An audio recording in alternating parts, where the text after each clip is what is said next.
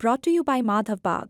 माधव बाग हृदय संगिनी या आरोग्य योजनेचा लाभ घेण्यासाठी आजच मिस्ड कॉल द्या 022-48-96-82-82.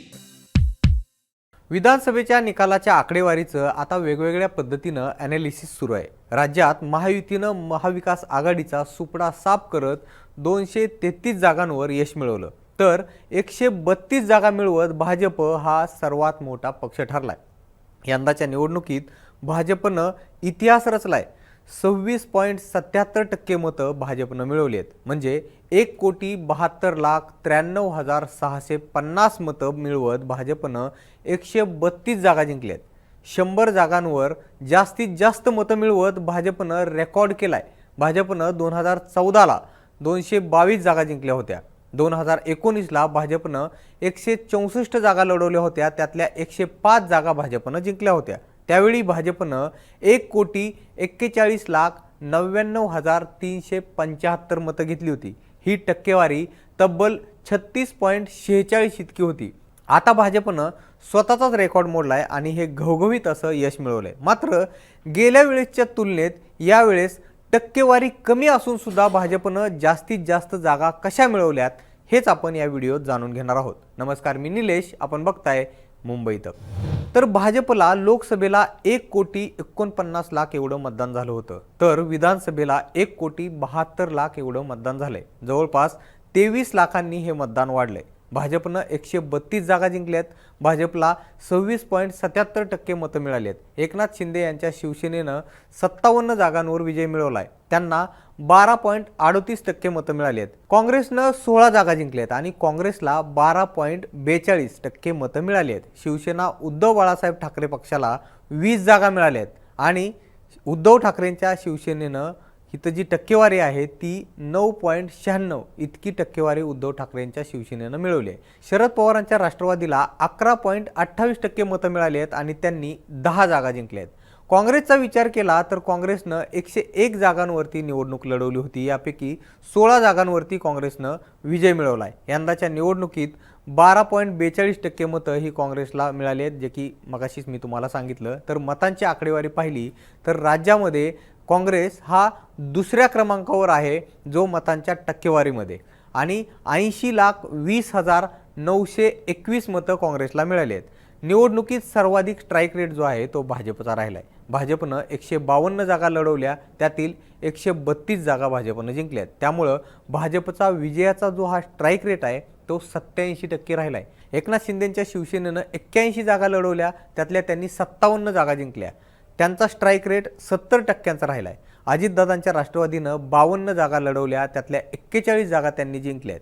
राष्ट्रवादीचा जो स्ट्राईक रेट आहे तो 78% राहिलाय।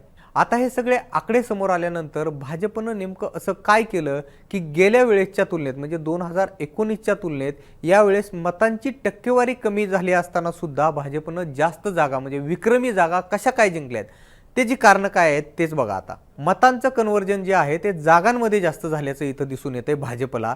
जे त्यांना लोकसभेला करता आलं नव्हतं ते फडणवीस आणि भाजपनं आता या विधानसभेच्या निवडणुकीमध्ये करून दाखवलंय। छोट्या छोट्या फॅक्टरचा जो आहे तो भाजपला सर्वाधिक जास्त फायदा झाल्याचं सुद्धा यामध्ये दिसून येतंय। जसं की वेगवेगळ्या योजनांचा त्यांनी आपल्या निवडणुकीच्या प्रचारामध्ये प्रचार आणि प्रसार मोठ्या प्रमाणामध्ये केला होता, त्याचा सगळ्यात जास्त फायदा जो आहे तो भाजपला झाल्याचं इथं दिसून येतंय। निवडणुकीमध्ये आपण बघितलं की बंडखोरी जी आहे ती महायुती आणि महाविकास आघाडी दोन्हीकडे झाली, मात्र महाविकास आघाडीतील बंडखोरीचा जो फायदा आहे तो सरळ भाजपला झाल्याचं इथं दिसून येतंय। यामध्ये पंढरपूर सारखी काही उदाहरणं सुद्धा आपल्या समोर आहेत आणि महाविकास आघाडीच्या मतांमधली जी फाटाफूट झाली, त्यांची जी मतं आहेत ती छोट्या पक्षांकडे त्यांची मतं वळली। त्याच्यामध्ये जर आपण बघितलं तर वंचित असेल, समाजवादी पार्टी असेल, शेतकरी कामगार पक्ष असेल, तिकडं महाविकास आघाडीतल्या फाटाफुटीतली जी मतं आहेत ती तिकडे वळाली आणि युतीमध्ये जी फाटाफूट झाली तिथला जो फायदा आहे तो सर्वात जास्त भाजपला झाल्याचं दिसून येतंय। बंडखोर जिथं जिथं उभा राहिले, आपण बघितलं की या निवडणुकीमध्ये खूप मोठ्या प्रमाणामध्ये बंडखोरी झाली होती आणि बंडखोर जिथं जिथं उभारले तिथं भाजपनं सर्वात जास्त ठिकाणी विजय मिळवल्याचं सुद्धा आपण या निवडणुकीमध्ये पाहिलंय। या उलट आपण जर महाविकास आघाडीमध्ये बघितलं तर सर्वात जास्त बंडखोरीचा फटका जो आहे तो महाविकास आघाडीला बसल्याचं दिसून येतंय।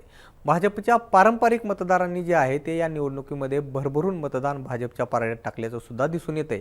एक हे तो सेफ है, चा जो नारा आहे तो सुद्धा सक्सेसफुल झाल्याचं आपण या निवडणुकीतनं बघितलंय आणि विश्लेषकांचं सुद्धा ते मत आहे. लोकसभेला सगळ्यात महत्त्वाचा जो फॅक्टर ठरला होता, जो महाविकास आघाडीच्या पथ्यावरती पडला होता, तो म्हणजे मराठा आरक्षणाच्या आंदोलनाचा फॅक्टर, म्हणजे मनोज जरांगेंच्या आंदोलनाचा फॅक्टर.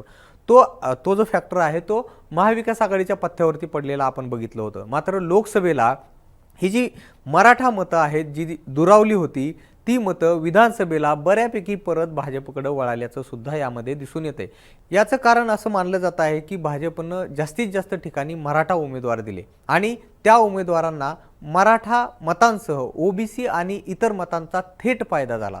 आणखी याचं कारण म्हणजे मायक्रो लेवलवरती भाजपनं केलेलं प्लॅनिंग. जास्तीत जास्त लोकांपर्यंत पोहोचण्यामध्ये भाजप यशस्वी झाली. उत्तम निवडणूक यंत्रणा, जबरदस्त अशी जाहिरातबाजी असेल आणि युती म्हणून आपल्या दोन्ही मित्रपक्षांना सोबत घेऊन जाण्याचा भाजपला सर्वाधिक फायदा या निवडणुकीमध्ये झालेला दिसून येतोय. आणि त्याचमुळं 2019च्या तुलनेत कमी टक्केवारी मतांची असून सुद्धा भाजपनं 132 जागा जिंकण्याचा विक्रम या निवडणुकीमध्ये करून दाखवलाय. आपल्याला नेमकं याबाबत काय वाटतं हे आम्हाला तुम्ही कमेंट बॉक्समध्ये नक्की सांगा. आणि मुंबई तकला जर तुम्ही सबस्क्राईब केलं नसेल तर लगेच सबस्क्राईब करून घ्या. हा व्हिडिओ पाहिल्याबद्दल धन्यवाद.